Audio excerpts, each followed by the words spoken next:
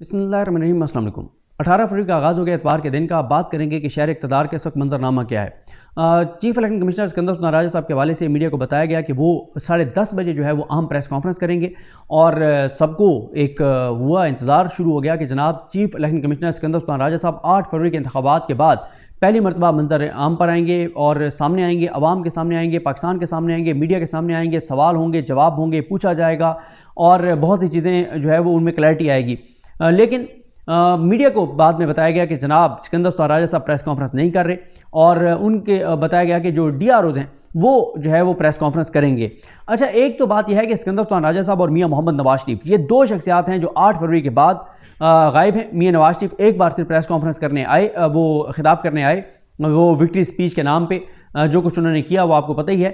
वो मियां नवाज शरीफ उसके बाद ना मीडिया के सामने आए हैं और यहाँ तक बातें हो रही हैं कि उन्होंने ख़ुद को कमरे में बंद कर लिया है। कोई कहता है कि वो कुछ बातें करना चाहते हैं लेकिन शहबाज शरीफ ने और उनकी फैमिली ने उनको कमरे में बंद कर रखा है और उनको नहीं निकलने दिया जा रहा। बिल्कुल उसी तरह से इल्ज़ाम लग रहा है जिस तरह से चौधरी शुजात हुसैन साहब पर इल्ज़ाम लग रहा है कि उनके बच्चों ने उनको कमरे में बंद कर दिया है, उनको बाहर नहीं निकलने देते और कहते हैं कि बस आपको आपके फ़ैसले हम करेंगे, आपको नहीं पता कि क्या कहना है क्या नहीं कहना। इसी तरह से मियां नवाज शरीफ जो है वो मुकम्मल तौर पर गायब हैं। उन तक किसी की एक्सेस नहीं है, ना मीडिया की एक्सेस है, ना पार्टी के लोगों की एक्सेस है और मुकम्मल तौर पे उनको या तो ज़बरदस्ती साइड लाइन कर दिया गया है या वो ख़ुद मुकम्मल तौर पे साइड लाइन हो गए हैं या कोई मामला है सही कि उनको कमरे में बंद करके रखा गया है कि कहीं वो बातें ना कह दें जो बातें इस वक्त नहीं कहनी चाहिए। तो क्योंकि उनके जो ग्रुप के लोग हैं वो बहरहाल बड़े संगीन इस वक्त इल्ज़ामात लगा रहे हैं और वो चीज़ें नोट भी हो रही हैं। अब सिकंदर सुल्तान राजा साहब जो है उनको इसलिए भी मीडिया के सामने आना चाहिए, आगे बताना चाहिए कि उन्होंने पाकिस्तान के आवाम के, गरीब आवाम के टैक्स के पैसों से जो करोड़ों रुपए का सिस्टम बनवाया था वो किससे बनवाया था, कौन था वो बनाने वाला और क्यों सिकंदर सुल्तान राजा साहब ने ये कहा था कि ये सिस्टम बगैर इंटरनेट के भी काम करेगा। क्यों इलेक्शन के दिन फॉर्म 45 इलेक्शन नताइज, क्यों election management system, result management system के जरिए क्यों नहीं आए, इस सवाल का जवाब अब तक नहीं आया। फॉर्म 45 कहाँ हैं, कोई जवाब नहीं है। फॉर्म 45 क्यों नहीं अपलोड किए वेबसाइट पर, कोई जवाब नहीं है। ये सारी वो चीज़ें हैं जिनका जवाब सिकंदर सुल्तान राजा साहब ने देना है लेकिन वो नहीं आ रहे।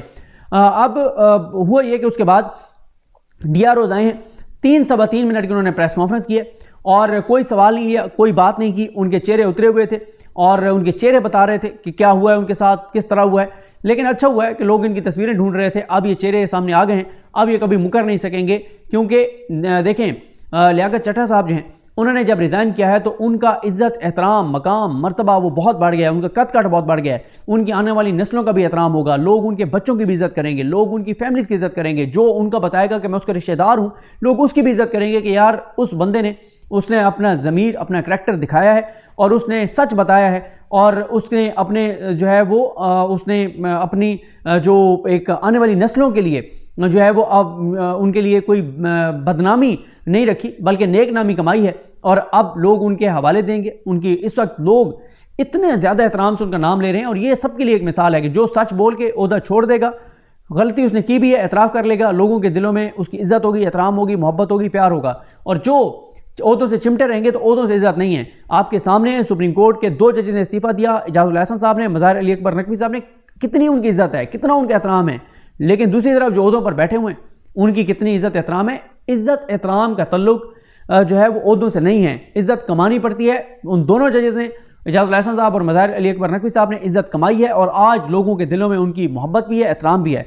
बाकी उनके पीछे जो मर्जी आप करते रहें, जो उनका मीडिया ट्रायल ये वो, आपने एक चीज़ देखी है, 2 दिन मेरे ख्याल वो केस चला है। अब मेरे जैसा कोर्ट रिपोर्टर जो सुप्रीम कोर्ट की एक एक चीज़ की खबर रखता है, मुझे भी कंफर्म नहीं पता कि वो केस, वो सुप्रीम जुडिशल काउंसिल का इजलास 1 दिन चला है या 2 दिन चला है। कोई उस मकसद क्या था कि वहाँ पे दलाए वो होंगे, बयानात रिकॉर्ड होंगे और ये सारी चीज़ें मीडिया पर रिपोर्ट होंगी। 1% तो दूर की बात है, 0.001% भी कोई नैरेटिव उनके खिलाफ नहीं बना, कोई चीज़ नहीं बनी, कोई वो नहीं है। लोगों को पता है कि उनके खिलाफ जो कुछ हो रहा है, उनका जुर्म क्या है, सारे पूरे पाकिस्तान को पता है, तो लोग उनकी इज्जत करते हैं। तो ओहदों में कुछ नहीं पड़ा हुआ। बाकी इन बेचारों ने जो है वो प्रेस कॉन्फ्रेंस की है और वो सारा कुछ किया है लेकिन कोई सवाल नहीं लिया। ये बड़ा हैरान कौन है। बाकी उनके चेहरे जो है वो देखने वाले थे। इसके साथ इलेक्शन कमीशन का अलामिया जनाब आया है कि जो इजलास सिकंदर सुल्तान राजा साहब की ज़ेरे सरबराही हुआ है उसका अलामिया क्या आया। उसका अलामिया यह आया है कि कमिश्नर रावलपिंडी की जानिब से इलेक्शन में धांधली के इल्ज़ामात पर इलेक्शन कमीशन का एक खुसूसी इजलास मुनक्किद हुआ जिसमें कमीशन के मुअज़्ज़ज़ अरकान शरीक हुए। Chief election commissioner Sikandar Usman Raja और member election commission Babar Hasan Bharwana ने इजलास में ऑनलाइन शिरकत की।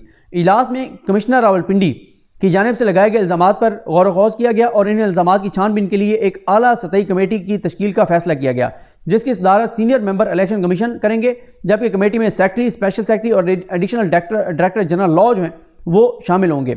ये कमेटी रावलपिंडी के DROs और मुतलका ROs के इस सिलसिले में बयानात कलमबंद करेगी। 3 दिन में अपनी रिपोर्ट इलेक्शन कमीशन को पेश करेगी। कमेटी की रिपोर्ट आने के बाद कमिश्नर रावलपिंडी के खिलाफ तौहीन इलेक्शन कमीशन और दीगर कानूनी कार्रवाई के बारे में भी फैसला किया जाएगा। इस पर बड़ा ज़बरदस्त लिखा खालिद जमील साहब ने, ब्यूरो चीफ ABN न्यूज़ के। उन्होंने कहा खुद मुलजिम खुद ही जज। इलेक्शन कमीशन के सरबराह पर इल्ज़ामात की तहकीकात कमीशन का मातहत अमला 3 दिन में मुकम्मल करेगा। इलेक्शन कमीशन के आलामी की आखिरी लाइन के मुताबिक तहकीकात से पहले ही फैसला कर लिया गया है कि कमिश्नर रावलपिंडी के खिलाफ तौहीन इलेक्शन कमीशन और दीगर कानूनी कार्रवाई के बारे में फैसला किया जाएगा। यानी पहले पता है कि हमने उनके इल्ज़ामात को जो है वो मुस्तरद करना है। बाकी जनाब इस वक्त देखें वो कमिश्नर रावलपिंडी जो थे लियाकत चट्टा साहब, वो कह रहे हैं कि भाई मैं खुदकुशी करने लगा था, और वो कह रहे हैं कि मुझे फांसी लगा दो। और मरियम औरंगज़ेब क्या कह रही हैं, इनका नाम ECL में डाल दो। अच्छा, फिर एक और चीज़ मुझे मरियम औरंगज़ेब साहब से याद आ गई। शहजाद इकबाल साहब ने अपने प्रोग्राम में 2 बहुत इंपॉर्टेंट बातें की हैं।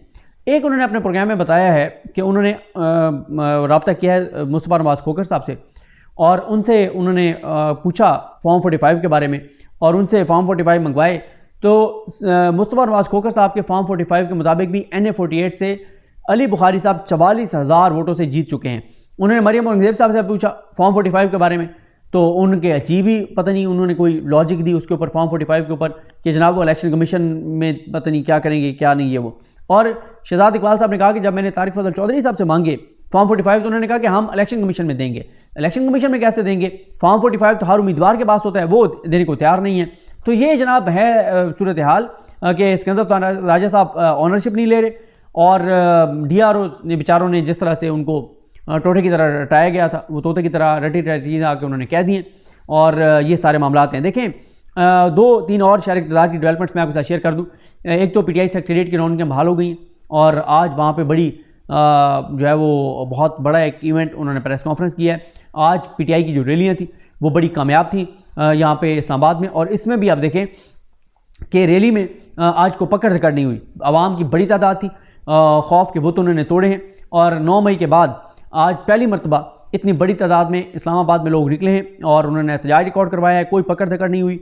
और उसकी एक वजह यह है कि आज सुबह ही इतना रोला पड़ गया था, ये जो इन्होंने हमाकत की थी वो खंदकें खोदने वाली, उसका इतनी उसकी हलचल तमाम सफारतकारों तक पहुंच गया, पूरी दुनिया में पहुंच गया, पूरे इंटरनेशनल मीडिया में पहुंच गया, पूरे सोशल मीडिया पे आ गया। लान तान हुई कि किन चक्रों में पड़े हुए हो यार, अभी तुम 80 साल पीछे हो, खंदकें खोद के तुम एहतजाज रोकना चाह रहे हो, दुनिया कहाँ से कहाँ पहुँच गई है। तो फिर शायद इस वजह से फिर एक प्रेशर भी है, कि इंटरनेशनल मीडिया पूरा फोकस किया हुआ है पाकिस्तान के ऊपर, पाकिस्तान के हालात के ऊपर, पाकिस्तान के मामलात के ऊपर, इसलिए शायद जो है वो उन्होंने उसके बाद PTI को वो एहतजाज करने दिया, और PTI की इस्लामाबाद की इंतजामिया ने PTI के कारकुनान के सामने सरेंडर किया, कोई गिरफ्तारी नहीं हुई, और उन्होंने अपना भरपूर जो है PTI ने एहतजाज अपना रिकॉर्ड करवाया है, और वो बड़े कामयाब हो गए हैं इस चीज़ में कि मकसद हाईलाइट करना ही होता है ना, हाईलाइट हो गया, पूरे इंटरनेशनल मीडिया तक खबर पहुँच गई, नेशनल मीडिया ने भी कुछ हद तक चलाई, और वो सारी चीज़ें, और साथ सोशल मीडिया पर तो रोला पड़ना ही पड़ना था। फिर ये सारे सफारतकार सारों तक के पूरा पता नहीं इस्लामाबाद में खंदकें खुद गई हैं, और ये हो गया वो हो गया पाकिस्तान के कैपिटल में। तो ये सारी जो है वो चीज़ें हैं। और एक चीज़ और इम्पॉर्टेंट है कि वो जो प्रेस कॉन्फ्रेंस की है DROs ने, उसमें जो अभी जिनको चार्ज दिया गया, सैफ अनवर साहब जो कमिश्नर रावलपिंडी है, उनको चार्ज दिया गया, और उन्होंने जो है उनके साथ बैठ कर उन्होंने प्रेस कॉन्फ्रेंस की है। बाकी जो है वो आपने देखा कि इस वक्त बुखलाड़ का शिकार हैं तमाम इस वक्त शरीफ ख़ानदान के जो हामी हैं, चाहे वो मरियम औरंगज़ेब साहब हों, चाहे वो अज़मा बुखारी साहब हों, चाहे वो ये हों क्या नाम है इनका आमिर मीर साहब हों। आमिर मीर साहब ने बड़ा मिसबिहेव किया, बड़ा अफसोसनाक है उनके साथ, समर अब्बास साहब के साथ। तो असल में ये बिल्कुल पागल हो गए हैं ये सारे। तो बहरहाल जी ज़ाहिर है आज की एक बड़ी खबर है कि सिकंदर राजा साहब ने ऑनरशिप नहीं ली, उन्होंने प्रेस कॉन्फ्रेंस नहीं की। ज़ाहिर प्रेस कॉन्फ्रेंस करते सवाल होते, जवाब होते, क्योंकि उन्होंने कहा जी मैं PTV के ज़रिए बैठ के खिताब कर देता हूँ कौम से। वो कहा गया नहीं आप प्रेस कॉन्फ्रेंस करें, प्रेस कॉन्फ्रेंस उन्होंने इनकार किया, तो फिर प्रेस कॉन्फ्रेंस उनसे करवाई नहीं गई, उन्होंने इनकार कर दिया, और फिर DRO से करवाई गई है, लेकिन उसमें भी जो चीज़ें हैं वो आपने और लोगों ने जिन्होंने देखा 3 सवा 3 मिनट में उन्होंने ये सारी प्रेस कॉन्फ्रेंस और बात कर दी। तो ये जनाब सूरत हाल है, ये मामलात हैं।